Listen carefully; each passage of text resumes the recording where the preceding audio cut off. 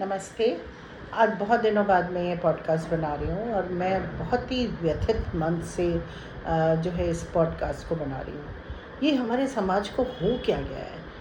एक छोटी सी बात पे जान लेना, एक छोटी सी बातों पे एक दूसरे के खिलाफ हो जाना, ये होता क्या जा रहा है हम लोगों को? हम कहाँ जा रहे हैं? क्या होगा हमारी सोसाइटी का? कभी सोच के इतना घबराहट होती है, लगता है कि कुछ दिनों के बाद हम लोग एक दूसरे के साथ रह भी पाएंगे कि नहीं रह पाएंगे। जो व्यक्ति रंगरेजा का काम करता है, जो व्यक्ति हमारे हिंदुओं के त्योहारों पे जो कौम जो है वो रंग बेचती है, गुलाल बेचती है और हम उनसे ख़रीदते भी हैं और हम उनसे अपने कपड़ों को रंगवाते भी हैं, तो क्या उस समय उनके हाथों में रंग नहीं लगता है? क्या वो रंग का काम जब करते हैं तो उनके हाथों में रंग नहीं लगता है? और अगर त्यौहार के समय में अगर उनके ऊपर रंग लग भी गया या कुछ पानी के छींटे भी पड़ गए, तो ऐसा कौन सा धर्म है जो कहता है कि तुम किसी की जान ले लो?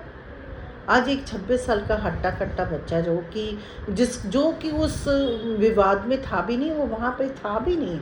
एक छोटी-सी 7 साल की बच्ची ने अगर पानी का गुब्बारा फेंक दिया, तो उस पानी से आप इतने अपवित्र हो गए।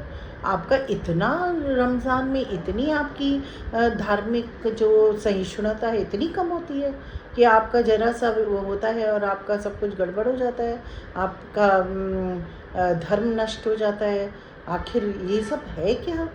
मेरी तो समझ में नहीं आ रहा। मैं मतलब इतनी व्यथित हूँ कि मैं बता नहीं सकती। मेरा बचपन हमेशा हिंदू मुस्लिम मतलब हम लोग सब लोग साथ में रहे हैं और हम लखनऊ के रहवासी हैं, तो लखनऊ में तो दोनों कौम इतने हम लोग गंगा जमनी तहज़ीब को जानते थे। हमने तो कभी ये सोचा भी नहीं था कि कभी इस तरह की स्थिति और परिस्थिति आएगी। और मुझे तो सबसे ज़्यादा दुःख तब लगता है कि जब मैं देखती हूँ कि क्रिकेटर्स, एक्टर्स और बड़े-बड़े लेखक और बड़े-बड़े साहित्यकार जो कि इसी देश से इतना नेम और फ़ेम कमाते हैं और उनको जो है 1 मिनट नहीं लगता है अपने देश को डिफ़ेम करने में। वो 2 मिनट में ये कहने लगते हैं कि हम तो यहाँ पे डरते हैं। अरे डरते हो तो तुम काहे को यहाँ पे रहते हो भई? हम डरते हैं। हम आज करोड़ों के मालिक हैं और 45-45 करोड़ के बड़े-बड़े फ्लैट खरीदते हैं, तो तुम अपने घर से तो लेके नहीं आए थे। पैदा हुए थे तो घर में तो तुमने पैसा इकट्ठा नहीं कर रखा था। ये तो तुमने इसी सोसाइटी से, इसी लोगों से और इन्हीं हम ही लोगों मतलब सबने मिलके आपको इतना ऊँचा उठाया, सबने मिलके आपको एक नया स्वरूप दिया, एक नई पहचान दी और आप 2 मिनट नहीं लगते हैं और अपने को विक्टिम कार्ड खेलना शुरू कर देते हैं। ये देश की मिट्टी, ये धरती जो हमारी माँ है, जो हम लोग को पालती है, पोसती है, हमको बड़ा करती है, हम 2 मिनट में इसको एकदम खाक में डाल देते हैं।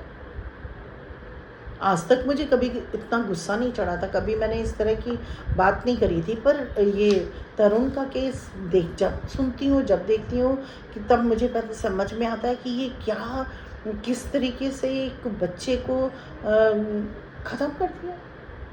मैंने अपना बच्चा एक नॉर्मल कंडीशन में खोया है, तो मुझे पता है कि मेरा दर्द क्या है।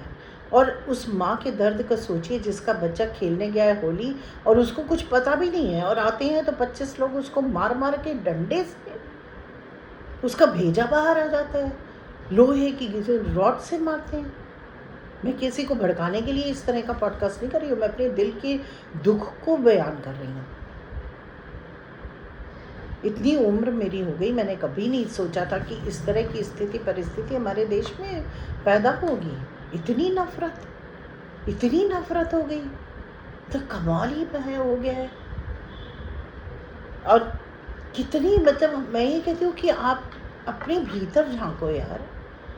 कभी सोचो कि मैं यहीं से पैदा हुआ हूँ, यहीं का प्रोडक्ट हूँ, यहीं की वजह से मेरे 3-3 मंजिले मकान हैं।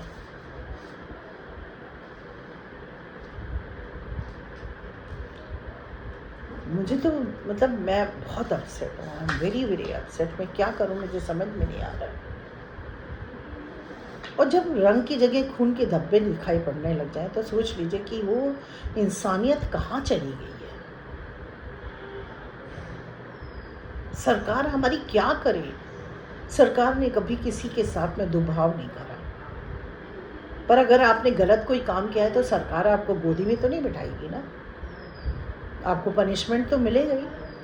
आप सरकारी ज़मीन पे बिना किसी अपने पूरे हक जता के, चाहे वो नाला हो, चाहे नाली हो, चाहे सरकार की ज़मीन हो, चाहे सैनिकों की ज़मीन हो, चाहे किसी की ज़मीन हो, आप सबको हड़प लेते हो। अब हड़पोगे तो उस पर बुलडोजर तो चलेगा ही। और बुलडोजर ऐसा तो है नहीं कि जो हिंदुओं पे, मतलब उन्हीं पे चल रहा हो, हिंदुओं पे भी चला जिन्होंने सरकारी ज़मीन को हड़पाया था। सरकार ने तो कभी नहीं कहा कि मकान जो मिलेगा उसमें मुस्लिम को नहीं मिलेगा, या खाने का जो हम फ्री ऑफ राशन दे रहे हैं। उस समय तो तुम राशन लेने के लिए तो बड़ी बड़ी कतारों में बुर्का बिना पहने भी चले जाते हैं लोग। मुझे लग रहा है कि मैं थोड़ा ज़्यादा बोल रही हूँ, पर मुझे बहुत कष्ट है, मुझे इतना कष्ट है जिसकी कोई हद नहीं है। और उस कष्ट को बयान करने के लिए सिर्फ मैं ये वीडियो बना रही हूँ। मेरे पास तो इतनी स्टूडेंट्स हैं, उसमें से 90% हमारे 80% मुस्लिम हैं। और कोई एक बार ये बात जाके उनसे पूछ ले कि हमने कभी इतना सा भी भेदभाव उनके साथ में किया हो। अपने बच्चे की तरह से हम उनको पालते हैं, रखते हैं, उनके साथ में मेरा कोई ऐसा सलूक नहीं होता है। पर यही अगर जाके इस तरह की कोई हरकत करें तो कितना दिल टूटता है। सॉरी अगर मैंने किसी को दिल दुखाया हो तो मुझे माफ़ करें, बट ये मेरे दिल का दुख है जो मैंने बयां किया है। Thank you.